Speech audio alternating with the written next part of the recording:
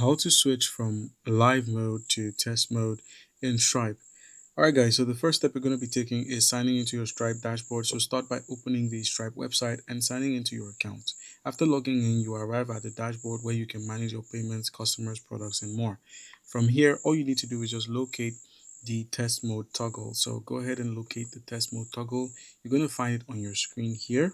Just find it either on the left sidebar of your Stripe dashboard or at the top right corner to toggle it on. It would be around the navigation menu on your mobile device and at the top on desktop. All right, just turn on the test mode. The dashboard will then switch to test data. Here, the dashboard is going to switch to test data, and then test payments won't affect your live account, so you can safely create test customers, products, and payment intents.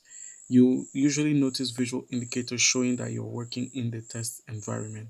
And then all you need to do is just verify that you're on the test mode. So before running any test, confirm that the test mode is active. You typically see a viewing test data banner or label, test objects instead of your live data, and then test API keys when you open the developer section. And then you can also make use of test payment cards and payment options. Now you're ready to test your payment flow.